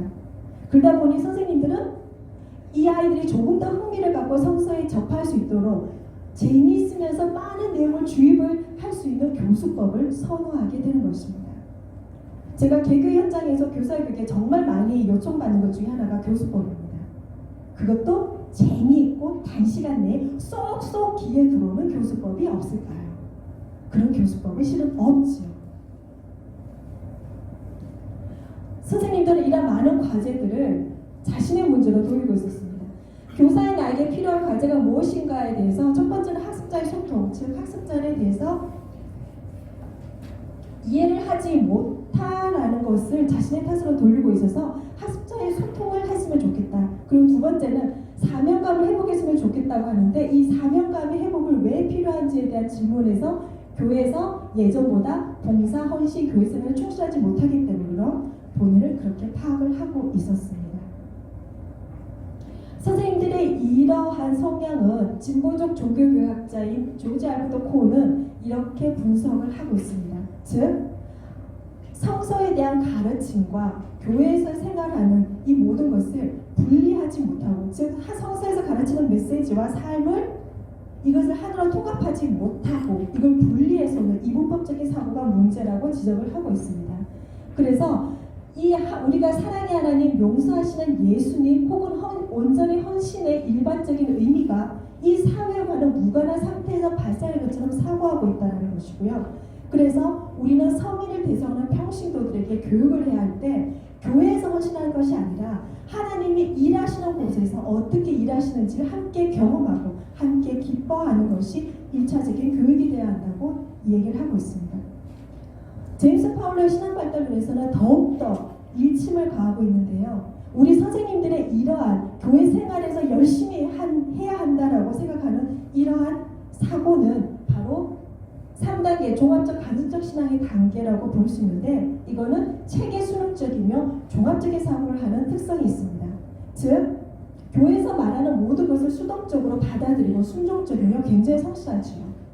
그렇기 때문에 많은 교회 이거는 우리나라가 아니라 미국 교회 많은 교회들이 헌신적인 사람들을 이루어진 교회가 될 때 교회가 굉장히 잘 돌아가기 때문에 3단계 모으는 교육을 계속 지속하고 있다라고 비판을 하고 있습니다. 하지만 이 비판에서는 우리 한국 교회도 예외는 아니라고 생각이 듭니다. 그래서 제임스 파울러는 다음 단계인 4단계 비판적이며 자기 성찰을 하는 신앙의 단계로 가기를 요청을 하고 있습니다. 즉 성인 교육이 필요하다는 얘기가 되겠죠. 시간이 많지가 않아서 네 지금 제가 좀 일단은 요 현황에 대한 얘기만 먼저 좀 구체적으로 먼저 말씀을 드리고 뒷부분에서 그냥 대략적으로 넘기겠습니다. 자, 교육 발전을 위해서 보완해야 될 과제가 무엇인지 우리 선생님들이 여쭤봤습니다. 이 부분은 좀 여러분들께서 눈여겨보셨으면 좋겠습니다. 우리 선생님들께서는 아이들과 어떻게 상호소통을 하고 어떻게 교육해야 될지 비전문가 평신도 입장에서 굉장히 많은 난제를 갖고 있지만 그분들이 나름대로 사회에서는 또 전문가들이 많기 때문에 문제를 바라보는 시선은 굉장히 날카로우셨습니다. 이분들이 우리 교육의 발전에 보아야 될 첫 번째 과제로는 부모의 신앙교육의 의식이 바뀌어야 한다고 보고 있었습니다. 그리고 교육의 체계가 필요하며 학습자 의사소통, 연령별 교육지도, 교사들의 성서교육, 기타 이렇게 나오는데요. 이를 위해서 보완돼야 될 과제는 부모들의 신앙교육의 의식이 변화해야 된다는 건 무엇이냐면 교회 학교라는 교회 내에서 교회 학교 안에서 이루어지는 신앙교육이 아니라 가정에서 신앙교육이 우선 일어나야 한다. 그러기 위해서는 부모된 성인들에게 성서교육이 필요하다는 입장이셨고요. 학습자 의사소통, 즉 발달 단계에 대한 교사들의 이해가 필요할 것이며 특히 청소년 시기에 있는 아이들에게 코칭과 대화하는 법을 알려주는 것. 연령별 교육 지도는 신앙 발달 단계에 따른 교육 과정이 개발돼야 할 필요성이 있다는 것. 그리고 교사들의 성서 교육. 이 부분은 대부분의 이 교사들에게 성서 교육이 필요하다고 하시는 답해 주신 선생님들의 대부분이 청년 교사들이었습니다.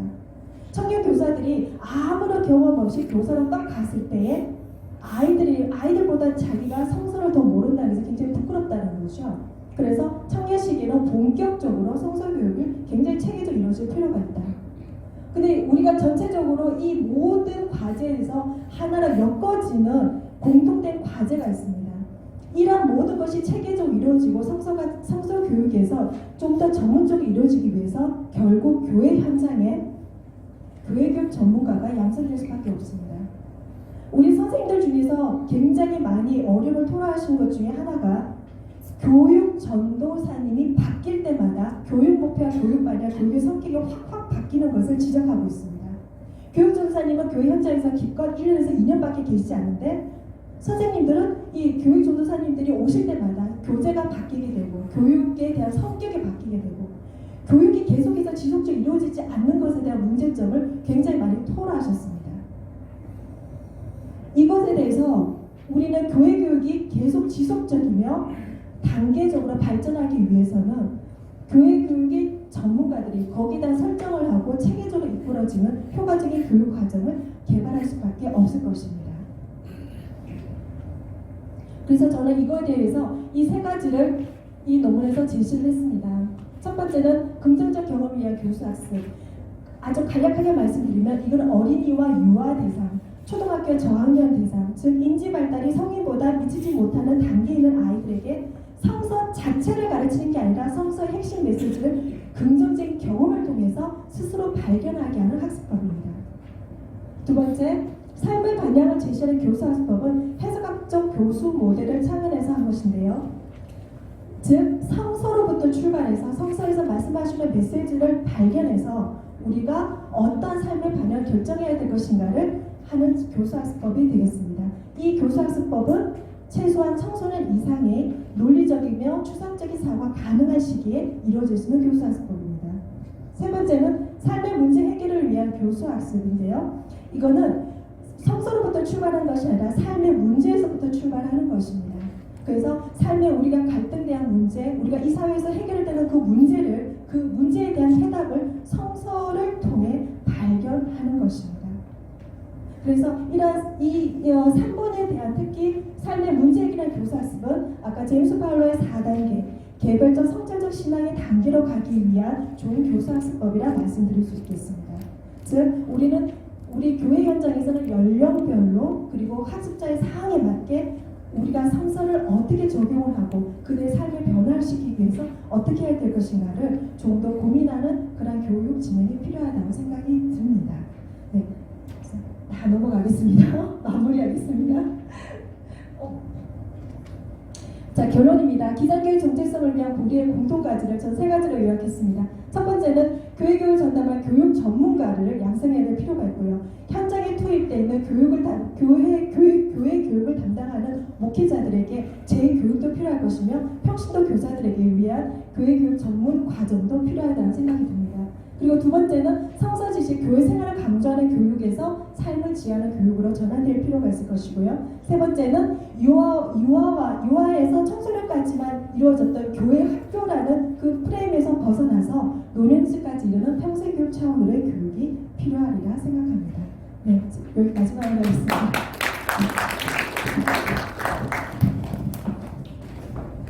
자, 50분까지가 저희 세션이고 10분 쉬었다가 11시부터 또 두 번째 오전 세션을 시작하는 걸로 알고 있습니다. 그래서 쉬는 시간까지 다 포함해서 어쨌든 빨리 진행을 해봐야 되는데요.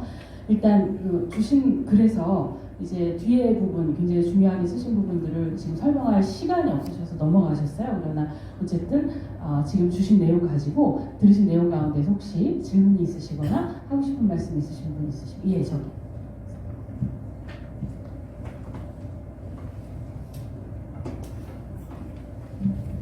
지금 발표하신 분께서 대답하지 않으셔도 되는데 들으면서 느낀 부분이 이러이러한 문제점이 있고 이러한 대안을 했으면 좋겠다고 하는데 들으면서 항상 생각했던 게 그 문제점의 책임이 누구에게 있느냐를 보십니다.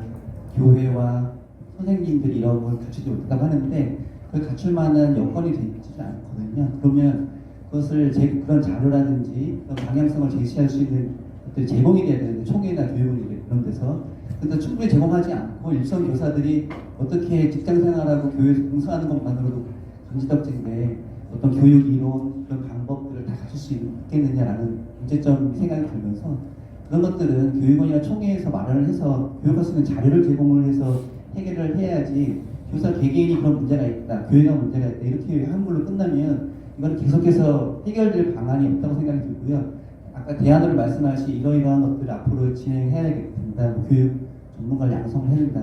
그것도 누가 그 일을 해야 되느냐라는 겁니다. 교회들이 이걸 할 수 있는 것은 아니고 총회나 교육원에서 정책적으로 그것을 추진을 하고 계획을 하고 해서 개교회에 그거를 제공을 해줘야지 지금 이런 시작대에서 오는 학자나 그 개별 교회 목회자들이 그걸 사실 할 수는 없거든요. 그러면 이 일을 정책적으로 어떻게 할 수 있고 어떻게 추진을 해야겠다라는 것까지 이야기를 했으면 좋겠고 앞으로 총회나 아니면 교육원에 있는 교육원장이나 아니면 총회 총무하고 어떻게 연결해서 이런 걸 좀 제안을 하고 하면 좋겠다 이렇게 나가야지 일선 교회 목회자들한테 이런 문제가 있다 이런 대안이 있다라고 하는 것은 그냥 듣고 끝나지 않을까라는 좀 걱정이 들어서 말씀드립니다. 네, 목사님. 예, 목사님이 주신 코멘트에 대한 말씀 이제 곧 드리겠는데요. 지금 급히 알림이 하나 왔습니다. 어제 숙박하신 분 중에서 K9 차주 분께서 차 키를 가지고 가셔서 지금 문제가 생겼나 봅니다. 그래서 지금 이 K9 차가 본인 차이신 분은 지금 강승 목사님께 가셔서 무슨 상황을 좀 전달 받으시면 좋을 것 같고요.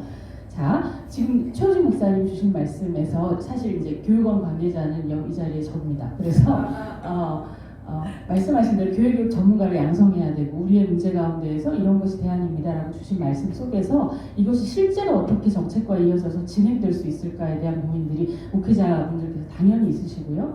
그래서 이것들에 대해서 이제 진행하고 있는 것들이 있고 또 고민하고 있는 게 있습니다. 진행하고 있는 것은요, 교회교육 전문가를 양성한다고 하는 것이 이제 목회자에게 해당되는 문제인 시대가 지나가고 있지 않습니까? 그래서 이제는 평신도 지도력을 어떻게 세울 수 있을지에 대한 고민을 우리가 하지 않으면 교회 학교라고 하는 구조가 지속 가능하지 않을 정도로 이제 인력 수급이 어려워지고 있습니다. 그래서 평신도 교회교육 전문가를 양성하는 그런 구조를 만들자고 하는 것을 102회 총회 때 헌의를 드렸고요. 교회 총회에서 허락을 해주셔서 지금 노회와 연결해서 그런 작업들을 진행하고 있습니다. 익산 노회와 진행을 하고요. 또 목포 노회와도 이제 진행할 예정으로 계획을 갖고 있고요. 서울 북노회와도 진행을 하고 있습니다. 그래서 이렇게 그런 과정들, 우리의 문제들을 어떻게 해결할 수 있을까에 대한 정책적인 고민들이 물론 완전하지 않지만 할 수 있는 선에서 그렇게 이루어지고 있다고 하는 말씀 드리고요. 또 더 구체적으로 드릴 말씀들은 지금 이 시간은 조금 시간의 제한이 있어서 또 이제 추후에 나눌 수 있었으면 좋겠다고 생각합니다. 목사님 괜찮을까요? 최우진 목사님, 예. 네. 한경 목사님 주신 말씀 중에서 또 혹시 지금 같이 나누고 싶은 말씀 있으시면 나눠주시고요. 예, 여기 손 드셨습니다. 짧게 부탁드립니다, 목사님. 안녕하세요. 문화의 철학 캐나다에서 온 지은기 목사입니다. 어제 네, 안녕하세요. 문화의 철학 캐나다에서 온 지은기 목사입니다. 어제 오늘 강연을 들으면서요, 한 가지 아쉬웠던 점들은요, 한국말로 우리 비루함이라고 그러죠. 자기 스스로를 너무 낮게 여기는 그런 마음. 좀 자부심을 가지셨으면 좋겠어요. 자신감을 가지셨으면 좋겠어요. 저희 그 유나이티드 처치 오브 캐나다랑 저희 있는 우리 한신 출신 한인 목사들은요, 늘 항상 우리 기장 너무 부럽다라고 얘기를 해요. 왜냐하면 저희 교단에서는요, 교재도 없어요. 그러니까 교사를 위한 이런 뭐 새해 그런 커리큘럼 그런 컨퍼런스 같은 것도 없고요.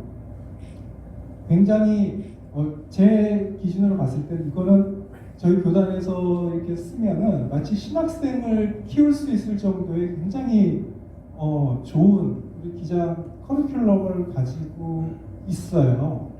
그래서 저희들은 늘 항상 우리 기장 교재에 영어로 번역해서 유나이티드 처치 오브 캐나다에 소개하고 싶다라는 생각이 들 정도로 우리 기장의 교육 시스템은 굉장히 최고의 교육 시스템을 가지고 있다고 저는 생각을 합니다. 그래서 자신감을 가지셨으면 좋겠고요. 근데 저희 연합교회도 마찬가지로 저희 교회도요. 제가 3포인트 처치를 하고 있는데 정말 어린이가 없어요. 그래서 저희는 이제 어른 설교하기 전에 칠드런 스토리를 하는데 칠드런 스토리를 해본 적이 언제인지 기억이 안 날 정도예요. 지금. 근데 문제는요, 우리가 정말 너무나도 좋은 이 신학적인 담론들을 많이 가지고 있고 저희 연합교회도 많이 이제 고민들을 하고 있고 그런데 이걸 어떻게 쉽게 전달하느냐예요. 이거 정말 우리 교재에 나온 내용들이 보면은 정말 이게 신학생들이 공부할 정도의 수준의 정말 수준이 굉장히 높은 개념들이거든요. 근데 이거를 어떻게 쉽게 그들이 답을 찾을 수 있도록 전달을 해주는가. 저는 그 컨텐츠가 사실은 더 그거를 개발하는 게 더 급하다는 생각이 들어요. 그래서 한국과 이제 연합교회, 이제 캐나다의 이제 교육 시스템은 다르지만 예를 들면요, 캐나다는 구구단을 안 가르칩니다. 우리는 구구단을 외워서 이렇게 수학 문제를 풀잖아요. 근데 뭐 2 곱하기 2가 왜 4인지 그 공식을 외우는 게 아니라 스스로 답을 찾도록 가르치거든요. 마찬가지로 우리 구원이라고 하는 문제가 있으면 교회에서는 그 구원에 대한 단어만 제시를 해주고 나머지 그 구원에 대한 개념들을 스스로 찾도록 그렇게 하는 게 한국과 이제 캐나다의 이제 차이인데, 근데 항상 고민은 그거를 어떻게 더 쉽게 접근할 수 있도록 콘텐츠를 만드는가인 것 같습니다. 그래서 우리 박사님들이나 교육원이나 그런 부분에서 그런 콘텐츠 쉽게 전달할 수 있는 그런 콘텐츠를 개발을 해주시면은 아마 좀 더 디벨롭할 수 있지 않을까 하는 생각을 하게 됩니다. 네, 주신 말씀 감사합니다. 질의는 아니고요. 혹시 교수님 한마디 해주시고 싶은 말씀? 아, 네. 저기 첫 번째 질문 겸 이렇게 말씀을 먼저 이게 질문을 주셨던 목사님께 제 의견을 간략하게 말씀을 드리면 저는 지금 이것에 지금 오늘 이 부분에 특히 이제 설문 결과에 대한 것을 집중적으로 말씀을 드리고자 했던 것은 무엇이냐면 우리가 개혁교회 정신을 통해서 우리 기장 교회 교육이 조금 더 앞으로의 미래를 통해서 좀 더 발전적이고 하기 위해서 현재에 대한 문제점을 인식을 하고 거기다 개선해 나가고자 하는 것이 컸습니다. 그래서 지금 말씀해 주신 것처럼 저는 우리 기장교회 교육이 절대 좀 낮게 본다거나 그런 건 절대 아니고요. 오히려 타 교단, 특히 장신대 기독교 교육과 연구하시는 분들과 함께 모임을 하면 항상 우리 한신의 기장 교회 교육에 대한 그 높은 수준에 대해서 굉장히 찬사를 보내십니다.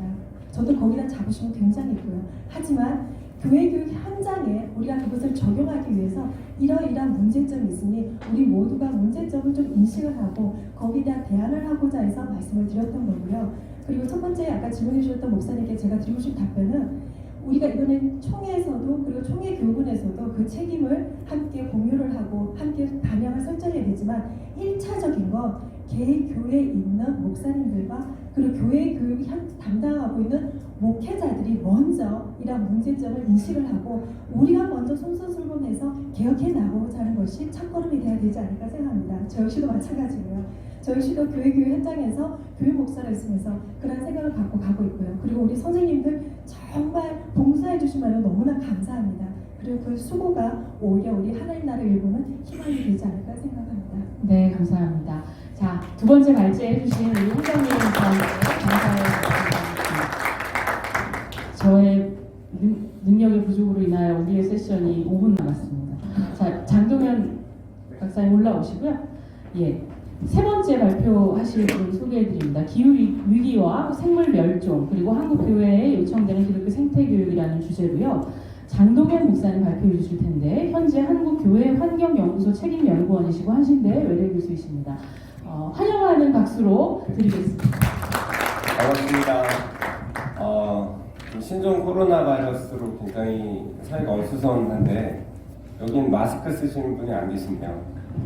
믿음들이 좋으신 것 같은데 오면서 어떻게 처음에 말씀을 드려야 될까 이렇게 고민을 하다가 기후 위기와 생물 멸종인데 이 지금 이 코로나 바이러스의 원인을 학자들이 얘기하는데 이제 그 바이러스들이 기생하는 숙주 동물들이 있고 그 동물들에게서 바이러스가 인간에게 전염된 건데 공교롭게도 신종 코로나 바이러스의 숙주는 박쥐라고들 학자들이 얘기해요. 최근에는 천상갑이라는 그런 멸종 희귀동물이 있는데 이렇게 위협을 받으면 동그랗게 뭉치는 그런 조그만 포유류가 있는데 그 멸종 위기에 있는 그 희귀종을 중국 사람들이 잡아먹는데 정력에 좋다고 해서 그걸 많이 먹는데요. 그래서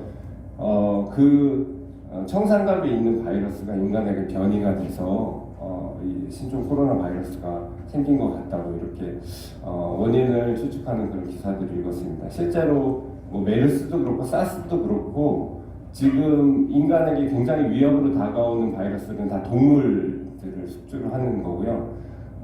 원래 그 바이러스가 살던 열대 우림이 파괴되고 기후변화든 아니면 인간의 산업화든 열대 우림이 파괴되고 그 속에 살고 있던 숙주로 살고 있던 그 동물들이 멸종돼 가기 때문에 바이러스들이 어쩔 수 없이 인간에게 옮겨오는 것 같습니다. 그래서 기후위기의 이런 생태학적 문제들은 우리가 지금 직면해 있고 가장 심각하고 우리에게 가장 밀접하게 영향을 미치지만 실제로 우리가 전혀 이거에 대해서 문제의식을 느끼지 못하고 있습니다. 그래서 그런 오늘날에 우리가 이제 위기라고 이야기할 수 있는 기후위기와 생물멸종의 문제들을 제가 계속 그 교회환경연구소에서 사역을 통해서 일반 교회에 있는 성도님들 또 목회자들이 계속해서 이야기를 하고 있고 그 이야기를 바탕으로 해서 교회가 어떻게 이 생태학적 위기와 기후 위기 또 생물 멸종 위기에 응답할 수 있는지 글을 좀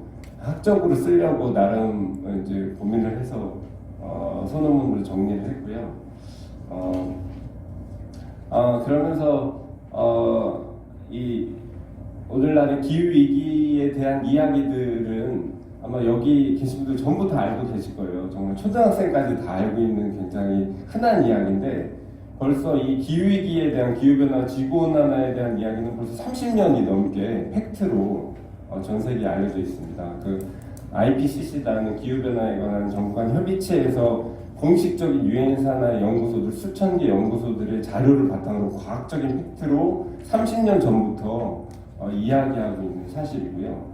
근데 이제 사람들이 오래되다 보니까 뭐 그런가 보다 이렇게 하고 별로 신경을 쓰지 않았어요. 근데 최근에 이제 2018년 정도 돼서부터 그 그레타 툰베리라는 스웨덴 한 16세 소녀가 그 스톡홀름에 있는 국회의사 앞에서 혼자 1인 시위를 금요일마다 진행을 하면서 사람들이 이게 뭐지? 기후위기가 정말 문제인가? 이러면서 이제 그 아이를 통해서 사실은 이슈가 됐고 지금은 수천만 명, 전 세계 수천만 명, 수억 명의 그런 사람들이 실제로 이 기후위기에 비상행동에 동참을 하고 있습니다. 그리고 잘 아시는 것처럼 유엔 산하에 있는 전 세계 국가들의 정부나 어떤 정책을 위반하는 사람들은 유엔에서 지침을 내려두는 이런 그 IPCC의 어떤 정책에 따라서 국가 정책을 세우고 온실가스 저감의 어떤 그런 정책들을 펴나가고 있습니다. 그래서 그런 내용들을 좀 과학적인 팩트하고 그다음에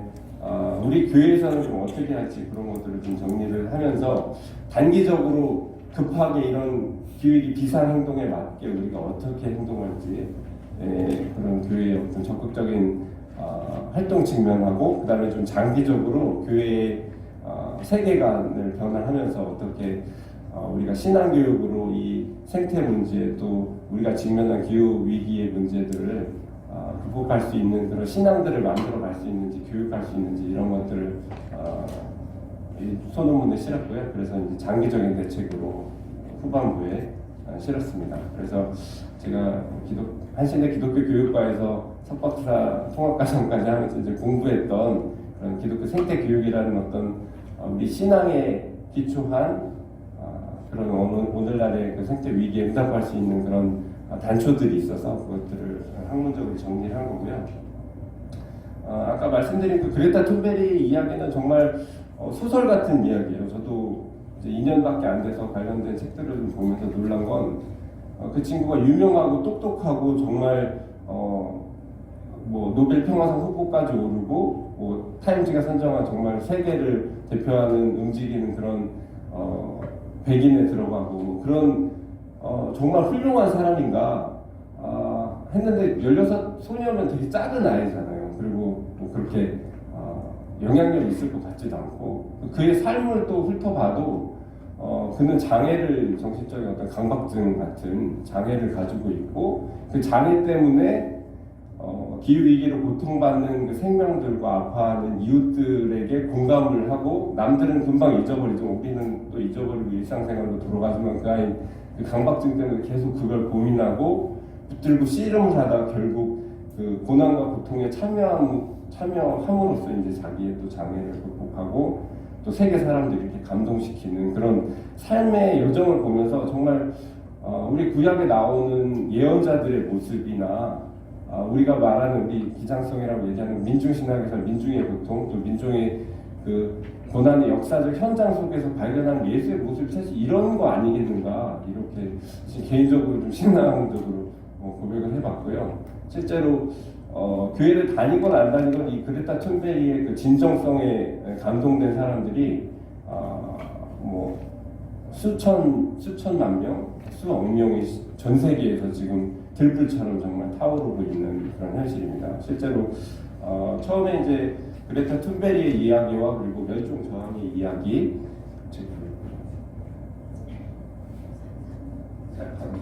그래서 그레타 툰베리하고 멸종 저항이라는 그런 새롭게 일어나는 이런 시민 운동들을 좀 정리했고요. 그리고 저도 참여했지만 한국에도 기후위기 비상행동이 있어요. 작년에 9월에 제가 참여를 해서 시민단체들 한 50개들 모여서 우리가 어떻게 할 거냐, 그레타 툰베리 이렇게 했다는데, 그래서 얘기를 하는데 뭐 그냥 한번 9월 21일 기후 정상회의가 있으니까 그거에 짐해서 한번 같이 집회를 해보자 했는데 실제로 대학로에 5,000명이 나왔어요. 시민들이 5,000명이 나오고 전국적으로 한 6,500명이 나왔고, 전 세계적으로는 뭐 CNN 보도에 따르면은 뭐 수천만 명이 거의 뭐 130개국에서 나와서 기후위기 어떤 현실을 외치는 사람들이 있었습니다. 그래서 이런 현상들이 단순히 우리가 그냥 사회의 문제에 대한 뭐 문제 제기 정도로 볼 게 아니고 정말 역사 속에서 그 고난의 현장에서 또 억압과 생명이 죽어가는 현장에서 그 생명을 살리시는 그 하나님의 어떤 영성 그런 걸로 우리가 볼 수 있지 않을까. 하나님 나라를 만들어가는 그런 어떤 신앙의 자리에서 그런 걸 볼 수 있지 않을까, 그런 걸 생각했고요. 그래서 그 각 종교 단체들의 어떤 비상행동들, 카톨릭 기후위기 비상행동이나 뭐 5대 종단의 여러 기후위기 비상행동에 대한 내용들을 좀 정리했고요. 그리고 세계교회협의회에서는 우리 기독교에서는 아직 준비 중이고 실제로 출범하지 못했는데, 세계교회협의회에서는 벌써부터 여러 성명서들, 긴급 성명서를 통해서 생물 멸종이 어떻게 기후변화나 인간의 산업화로 이루어지고 있는지, 그리고 기후위기 비상행동에 어떻게 우리가 교회가 행동을 해야 되는지 그런 지침들을 실제로 긴급 성명서를 통해서 계속 문서들을 만들어냈고요. 그래서 작년에 문서가 한 3개 정도 나왔는데 제가 저희 연구소에서 번역한 것들을 해서 정리해서 실었습니다. 그래서 이 기후위기의 심각성에 비해서 해결책은 충분히 나와 있습니다. 그래서 전 국가들이 사실은 실천을 하고 있고, 에너지 전환이라는 이름으로 문재인 정부에서도 3020 정책으로 지금 에너지 전환 정책을 하고 있어요. 그래서 다 아시는 것처럼 햇빛과 바람과 물, 하나님이 주신 그 원천으로 에너지를 생산하면 되는 거고, 화석 에너지들을 이제 사용하지 않으면 되는 거여서 그런 에너지 전환에 교회가 적극적으로 동참하고, 또 숲을 살리고 이 생명을 못 얻는 하나님의 숲이라고 얘기할 수 있는 이런 생명의 보고인 숲들을 살려나가고 생명을 살려나갈 때 교회들이 동참을 해야 되고, 그 근본적인 우리 신앙의 기초랄까, 이런 것들은 제가 공부한 이준모 선생님의 그 생태 기독교 교육에서 배운 건데, 요거만 얘기해보겠습니다. 그 생태학의 굉장히 과학적이기도 한데요. 생명 현상의 특징이 두 가지인데, 하나는 그 생명 개체가 계속해서 살아나가려는 지속성을 가지고 자기를 계속해서 살아나가려고 하는 자기를 위함이 있고, 또 생명의 원리 중에 다른 특징이 하나는 타자를 위해서 자기 생명을 내어놓는 희생의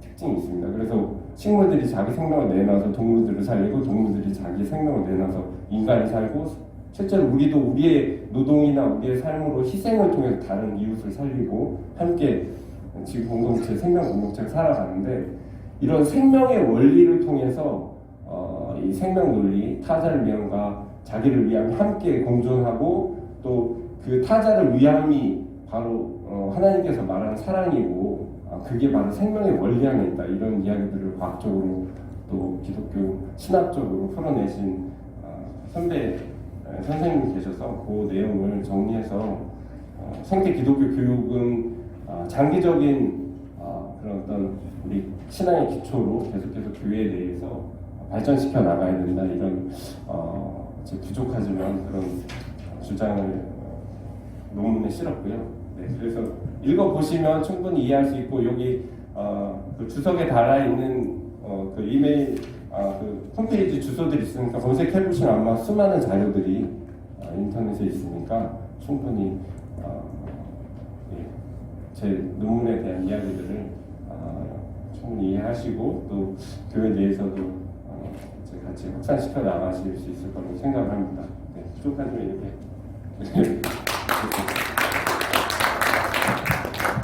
너무 죄송하네요.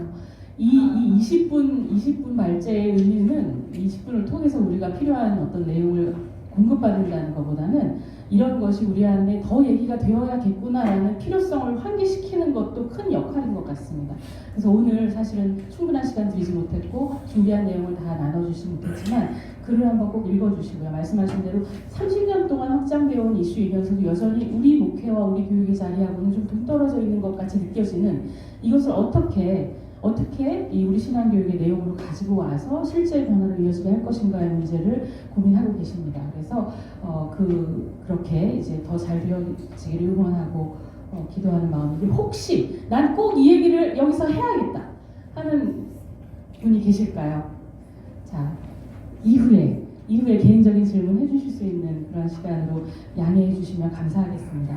자, 이 세 가지 주제, 오늘 우리가 오전 세션에 나눈 이 세 가지 주제는 굉장히 이질적인 것 같으면서도 연결되어 있습니다. 연결되어 있는 지점이라고 제가 파악한 것은 우리가 믿는 것과 아는 것에서 이제 사는 것과 실천하는 것을 어떻게 연결할 것인가, 그 연결을 통해서 어떤 변화를 가져오게 할 것인가에 대한 문제를 고민하고 있는 지점에서 공통적이다라고 여겼습니다.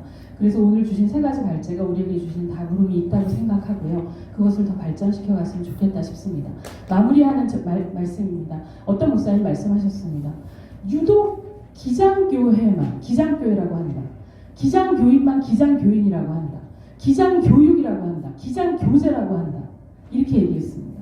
그것은 자기 정체성에 대한 이 어떤 고민과 자부심이 우리가 스스로 누구인지를 이해하는 것과 아주 깊이 닿아 있다는 것이고요. 오늘 그래서 우리는 기장신학대회를 하고 있는 것이지 않습니까?